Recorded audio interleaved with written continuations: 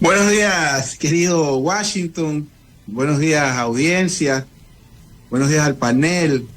Un gran saludo y un gran gusto ser tomado en cuenta una vez más por esta extraordinaria institución de la radiodifusión y fortín de la libertad de expresión que ha sido siempre por Radio Forever. Muchas gracias, Osvaldo. Un abrazo. Osvaldo, la situación que vive el país en la parte política necesita mucho análisis. Acabamos de comentar que es extraño que CONAIE, la directiva de CONAIE y de FUT, dicen que no apoyan a ninguno de los dos candidatos. Acabamos de hablar con Fausto Ortiz, la situación económica que va a enfrentar el futuro gobernante, y no porque Guillermo Lasso la deja así, sino porque así heredó también situaciones gravísimas con desempleo, etcétera, en donde necesitamos unidad. ¿Qué nos pasa a los ecuatorianos en materia política? No podemos dialogar, no podemos resolver los verdaderos problemas que vive el país, Osvaldo. Bueno, a ver, primero yo creo que el leitmotiv o el debate medular que deberíamos tener, o por lo menos creo yo que es importante, es que ambas alternativas, tanto la del señor Noboa como la de la señora González, nos garanticen que su gobierno no va a ser la prolongación de esta catástrofe. Ese creo que es el primer paso. Porque si esta catástrofe se prolonga, mi querido Washington, ya yo creo que ya no hablamos de inseguridad, sino ya de la desintegración nacional. Ya de una vez hablemos con Colombia, a ver si nos reintegramos a la Gran Colombia una vez más, porque ya sería la desintegración nacional. Porque lamentablemente, esto de ser Venezuela, que era lo que nos decían cada 2 minutos, por un lado los unos y los otros que no, nos ha convertido en lo que somos hoy, México. Somos una versión peor de Colombia y México, en un país de este tamaño, y yo diría que ya la amenaza no es ser México, sino que se radicalice y se amplíe la duranización del país, es decir, que el Ecuador esté ya como Durán, que es una tragedia lo que está pasando en el Cantón Durán. Ante esos escenarios tenemos 2 alternativas, ¿no? Una que plantea un pasado que fue mejor, según ellos, obviamente, por la cual votó 1/3 de los votos válidos. Este es un dato interesante, 1/3, 33.30 y algo. Y por otro lado, otra tendencia que representa, digamos, yo diría una tendencia más moderada, porque me parece que Daniel Noboa durante su primera vuelta no increpó, no injurió a nadie y finalmente llegó a la segunda vuelta. Aunque también hay que decir que el apellido Noboa lleva todo este siglo en la papeleta, pues, ¿no? Entonces, ante estas 2 posturas, una de centro-derecha, porque es complicado creerle a Daniel Noboa que es de izquierda o centro-izquierda, y otra tendencia, yo creo que tendríamos que buscar la confrontación, pero de las ideas, ¿sí? La confrontación de tesis, el debate profundo, de lo que usted dice acertadamente, de la búsqueda de la solución de los grandes problemas nacionales, que lamentablemente el económico es uno. Es un síntoma más de la tragedia que el país está viviendo, una tragedia migratoria, un colapso absoluto de los sistemas los servicios públicos, un colapso de la gestión pública. Usted vaya a ver a cuánto se ha ejecutado el presupuesto general del Estado, un colapso en materia de seguridad, lo cual requiere, yo creo que un liderazgo sólido que reinicie o por lo menos enrumbe al país para en el primer paso de los temas salir de esta crisis espantosa que yo creo que nos lleva camino a la desintegración si continúa. Osvaldo, aquí hay algo que es clave. Cualquiera que sea quien gane la segunda vuelta electoral va a gobernar 16 meses, ¿verdad? Porque se va a posesionar entre diciembre, fines de diciembre, comienzos de enero, hasta mayo. Ahí hay unos 4 meses, luego viene 12 meses hasta mayo 2025. Aquí hay 2 alternativas que lo veo desde nuestro punto de vista. Esos 16 meses serán de una campaña electoral demagógica, inclusive, dando un estado paternalista para ganar las elecciones 2025. Por ejemplo, el correísmo querrá perennizarse, ganar el 2025. Daniel Noboa hacer lo mejor que pueda para decir, me relanzo, quizás alguien de la tendencia de la derecha. Pero la otra alternativa es ser un verdadero estadista, Osvaldo, en que ponga en orden el tema de la violencia, las cárceles, ponga en orden las finanzas públicas, la deuda pública increíble que tenemos, no meterle mano al Seguro Social, al Banco Central, dinero que no les pertenece al gobernante. Entre estas 2 alternativas, ¿Qué hace el elector doctor Osvaldo Moreno? Bueno, entiendo yo que se redujeron por arte de magia a 3.000 millones de la reserva monetaria supuestamente sagrada, intocable. El problema creo que es cuando se la toca en favor de la gente, ¿no? Entonces vamos a ver, pues investiguemos dónde se fue ese dinero, porque seguramente el Banco Central, usted que yo no soy experto en la materia, pero por lo menos cuando voy a la tienda puedo revisar si el vuelto me lo dan bien. Entonces esto de no tocar la reserva es como que un mito, pues no, ya 3.000 millones se mocharon en esta semana, habría que ver en qué, por un lado. Por otro, el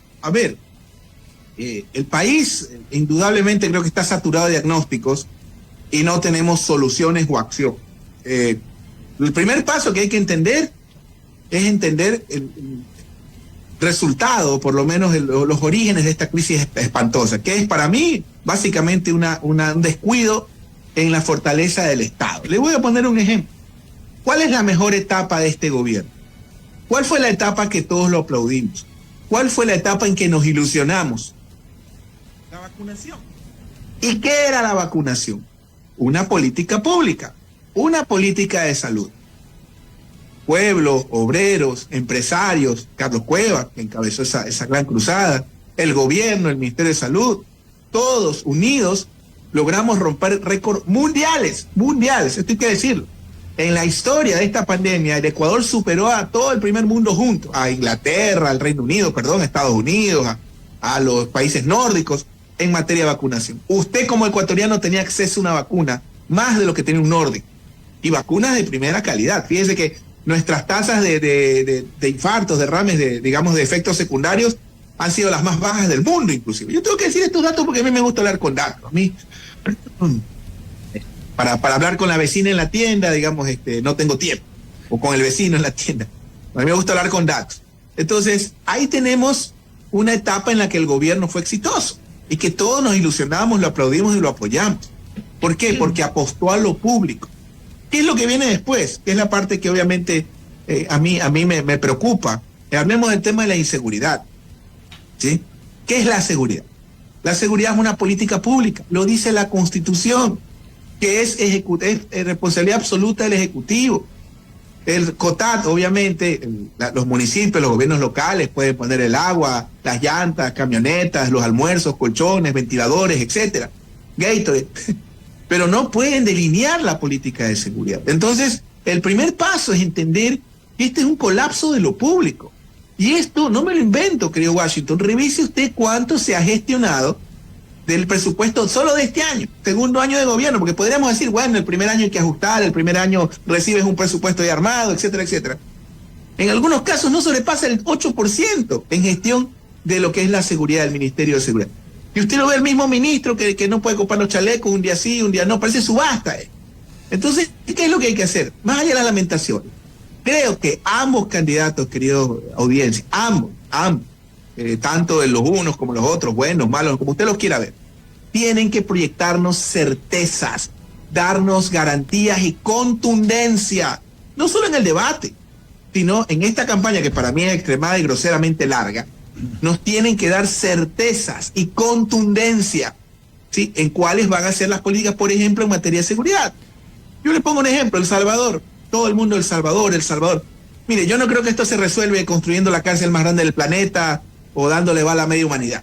Para mí esto se resuelve construyendo más escuelas, más canchas de fútbol, más universidades. Pero rescato algo de El Salvador, que es de lo que no se habla. ¿Usted sabe cuánto invierte El Salvador en materia de seguridad? El 5.5% de su Producto Interno Bruto, querido Washington.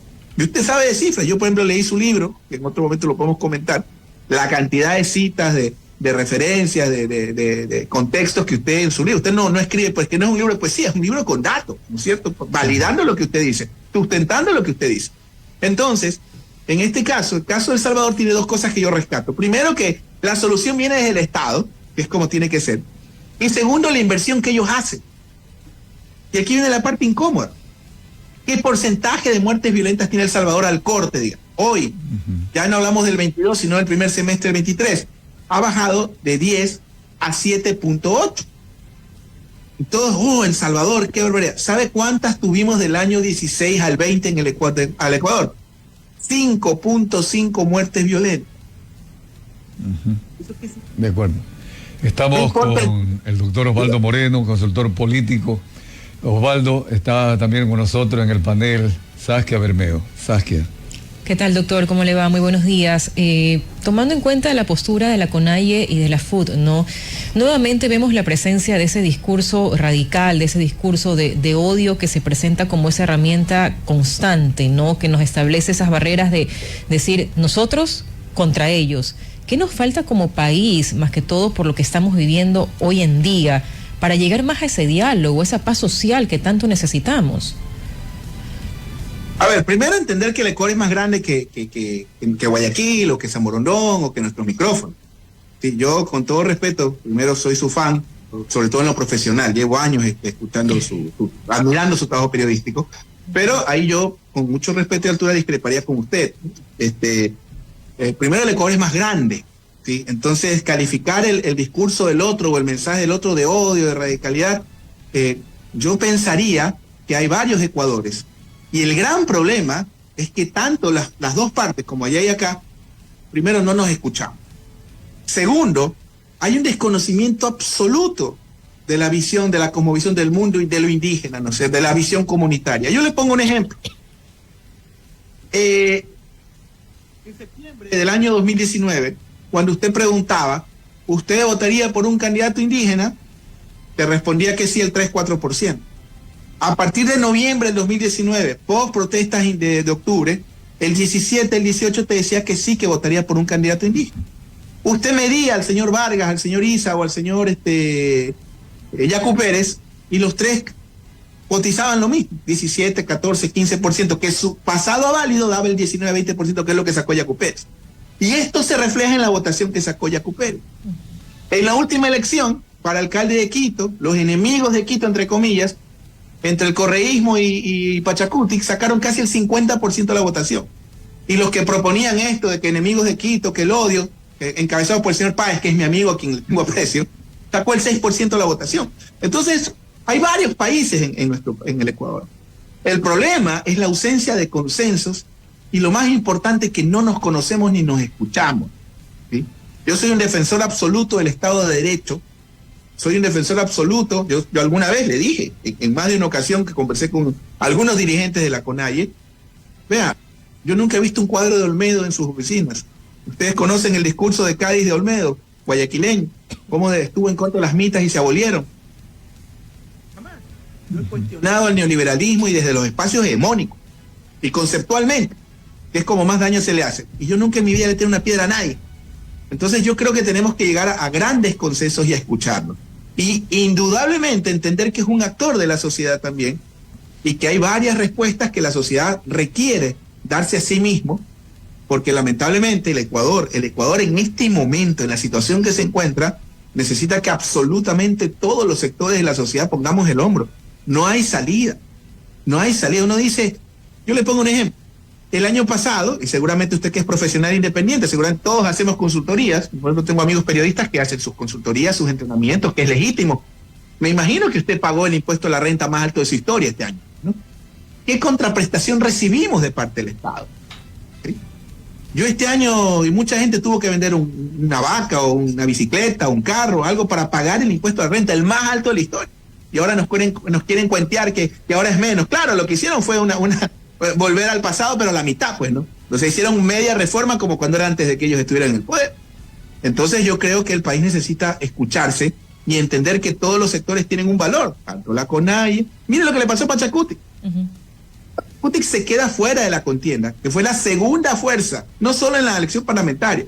En la última elección seccional fue la segunda fuerza que obtuvo más municipios.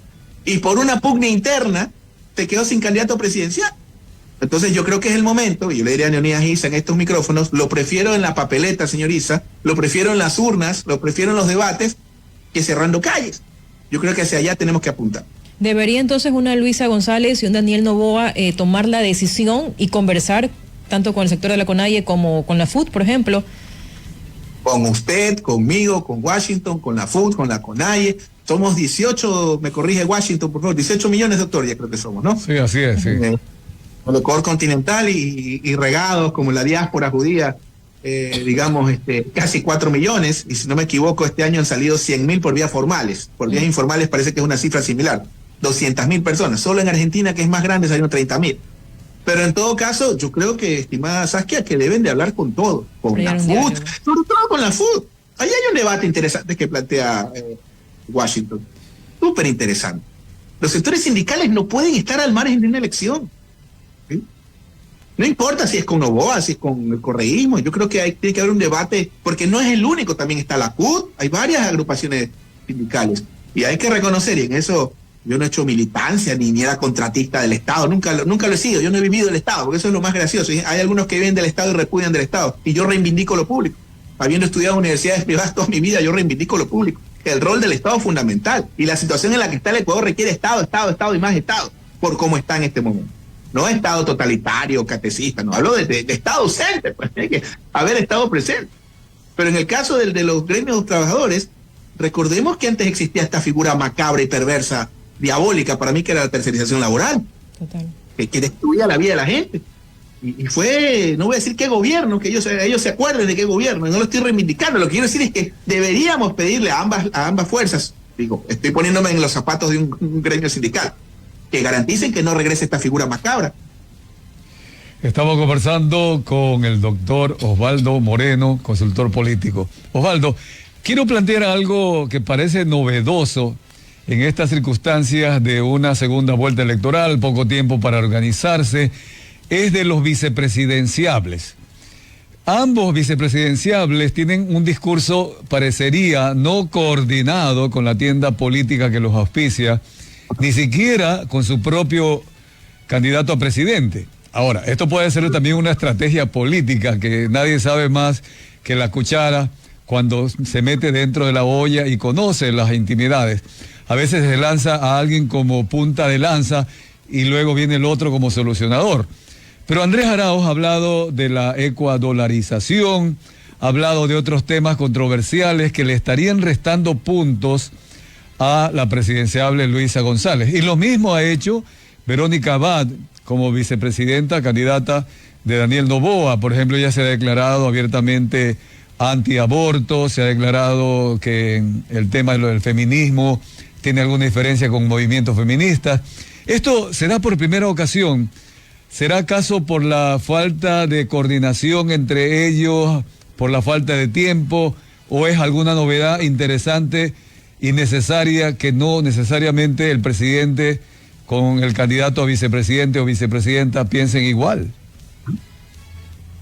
Mire, estimado Washington, yo usted lo conozco probablemente 20 años. Quizás menos. Yo a usted lo considero, con todo respeto, exactamente igual. Obviamente ha evolucionado, ha madurado como todo ser humano, probablemente no soy psicólogo ni su papá, pero usted ha mantenido siempre una línea que se podría debatir. O sea, usted ha sido, creo que una cosa es el periodista que se transforma y otra cosa es su pensamiento personal que está plasmado en su libro. Pero usted ha sido auténtico. Usted es una persona que tiene su forma de pensar y yo la respeto. Gracias. Y lo peor es intentar colonizar su cabeza. Respetemos el pensamiento de él. A Verónica Abad yo la conozco de muchos años, a Verónica Abad. Yo jamás niego a mis amigos. Y le tengo muchísimo respeto a ella y a su familia. Y yo puedo estar en misa con Verónica, puedo comerme un cuy con Verónica. Alguna vez fue alumna de un programa. Es más, la condecoramos en una asociación por pedido de los consultores políticos. Yo presido, yo no otorgo los premios, yo recibo y le entregamos a ella su reconocimiento.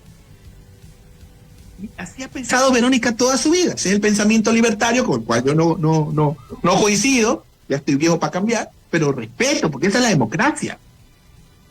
Entonces a mí no me sorprende en lo absoluto todo lo que Verónica ha dicho. Hablemos de la privatización de los servicios, de la educación, de la poca importancia del Estado. Esa es Verónica. Entonces yo no creo que Daniel Noboa no investigó, no sabía. ¿Sí? Es más o menos para qué, si saben cómo soy, para qué me imitan. Si ha visto ese meme, seguramente sabes que lo así que es más joven que nosotros. Claro. ¿No? Si sabes cómo pienso, ahora tienes que respetar lo que yo pienso, en otras palabras también. Perdóneme, Washington, esa es Verónica. Y yo la acepto y la respeto como es. No sé si votaría por ella, ya esa es otra historia. Pero esa es Verónica. Quienes conocemos a la Vero, esa es la Vero. Claro, toda su vida. ojo, yo cuando pregunté esto puse el tema de aborto, el tema de feminismo, no con afán de decir que está bien o está mal. Sí, lo que en el fondo es justamente esta otra parte que nos acaba de responder Osvaldo, que no, o sea, ella tiene su autenticidad y Daniel Noboa sabía quién era y por eso lo invita. Y lo mismo pasa con Luisa González. Yo creo que ahí es quizás un poquito más fácil, porque creo que sí tienen una línea coherente bajo el correísmo con Andrés Arauz, pero en cambio en las elecciones no hay que hablar en contra de la dolarización, porque eso le va a restar votos. En esa parte también, o es Andrés Arauz auténtico y no engaña, y Luisa González sí quiere un poquito ser más demagoga, más suave en ese sentido. Osvaldo. Es que a esa parte quería llegar. Entonces, esa es la verdad. Así que es lo que hay. No sé, sorprenden los sorprendidos. Bueno, es la pregunta. Hay que ser abogado del diablo, Osvaldo, para preguntar. Y sí, claro. Por eso digo, yo, por ejemplo, le pongo un ejemplo. Yo soy total y absolutamente una persona que está en contra del aborto en todas sus formas. Y esto es de conocimiento público. Yo no estoy pidiendo que flagelen o excomulguen a quien piensa distinto. Uh-huh. Los parlamentos del mundo debaten estos temas, está claro. Y es más, yo soy de la tesis que en 100 años van a ser innecesarios los abortos porque todos tendrán un chip donde el chip te avisa cuándo sí, cuándo no, etcétera, y ya será un aborto. Está pasando a Europa, Osvaldo, ya que tocas ese tema, cuando están invadiéndose de africanos, porque los europeos siguen pro aborto y los africanos con el Islam dicen no al aborto. No, son cosas de estas que la misma humanidad tiene que encontrar la solución. Claro, y no solo eso, pues es hasta gracioso, porque Rafael Correa es antiaborto, Evo Morales es antiaborto. Uh-huh. Bueno, pero y Luisa González es antiaborto también. Entonces, esa es una postura, pero la ley, esa es otra cosa. Mañana, no sé, pues a mí me preguntan el tema, soy candidato. Hay que respetar también, la ley dice otra cosa, además es un problema de los legisladores. Ahora, el tema de dolarización. A ver, yo creo que la dolarización es como el becerro de oro de los economistas de nuestro país, en dos sentidos. En una, los resultados de hoy son extraordinarios, indudablemente. Nos blinda de la inflación, indudablemente, lo cual licúa tu sueldo. Eso es indiscutible. Habría que estar ciegos para no reconocerlo. Ahora, la dolarización no hace un presidente bueno, y no hace un país próspero. O sea, eso es otra cosa. Y también hay que recordar que no es que Maguad planificó pues la medida y la tomó, Maguad la tomó por impulso, pues, la tomó casi que de Tim Marín de Doping Web. No es que fue una medida más o menos como el cruzada Lazo, pues. Pero ya está. Lo que no podemos es tener mala memoria y olvidar todo lo que generó que llegáramos a esa decisión, que fue terrible. Familias abandonadas, migración masiva, etcétera, de robo de los ahorros, y hubo gente que también se benefició, que tenía deuda, salió ganando. Pero ya está. Ahora, en el caso de Arauz, sí, coincido con usted. Los vicepresidentes han sido como un tópico. Y ayer me decía un colega nuestro, suyo, me decía, pero los vicepresidentes no tienen importancia. No, señor, son los primeros en la línea de sucesión. Primera pregunta. Y en un país tan inestable y chiflado como el nuestro, como se está tornando, no es cualquier persona el vicepresidente. Uh-huh. Es más, yo decía en broma que debería existir un debate entre vicepresidenciales para que nos garanticen ambos, tanto Lavero, que es mi amiga, no lo conozco al señor Arauz, ambos nos garanticen que en caso Dios no quiera de una eventualidad donde tenga que suceder al presidente de la República, nos garanticen la permanencia de la moneda. Porque por un lado hablaba el señor Arauz de la actualización. Mire, cuando usted tiene que explicar algo mucho ya no sirve. Entonces, Osvaldo, es positivo el hecho de que sean auténticos ambos y opinen, aunque pueda ser en algún instante perjudicial para el tema de votos, pero son auténticos y eso debe valorarlo la ciudadanía. Ahora, sí, la historia dice que todos los vicepresidentes eran de bajo perfil, no hablaban ni siquiera cuando están gobernando, como ha pasado con el último vicepresidente. Y allí queda un poquito estas nuevas experiencias que van abonando, van aportando. Ojalá que sea para bien de la política, Osvaldo. Bueno, pues también con todo respeto y las distancias y el siglo, acuérdese cuando era Carlos Julio Rosemena vicepresidente, cuando era el doctor Jorge Sabán hizo, el mismo Blasco Peñarrera, el Luis Parodi, acuérdese que en paz descanse, yo le debo mucho a Luis Parodi, siempre lo digo públicamente, la Fundación Capacitar, el ingeniero Luis Parodi, se acuerda que estaba en la Borja que administraba a su hija, no sé si todavía exista, a mí me ayudó para poder estudiar en la Argentina en su momento, sin ser ingeniero Qué nuclear. bueno, Osvaldo. Ya que recordamos esa parte ya quedó en el pasado, porque se decía que el vicepresidente llegaba a la vicepresidencia con un serrucho. Entonces ahí la legislatura, la Constitución le fue limitando y prácticamente llegaron sin ningún cargo, ¿no? Entonces Rafael Correa le dio el tema de las discapacidades a Lenín Moreno, luego ya sabemos la historia, etcétera, etcétera. Osvaldo, interesante conversar sobre estos temas y sería así muy, muy largo. ¿Cuál es el score del día de hoy? Ecuador, Uruguay. Solo para añadir, para anécdota, Velasco Ibarra, el vicepresidente, era un conspirador a sueldo. Así se decía, sí. Alguna vez alguien tuvo la chifladura de buscarme en mi casa, ofrecerme ese cargo en alguna elección. Por suerte mi mujer no me dejó aceptar. Y yo decía, en caso de aceptar, yo quiero manejar la política exterior para no vernos, para estar viajando. ¿Dónde es el partido?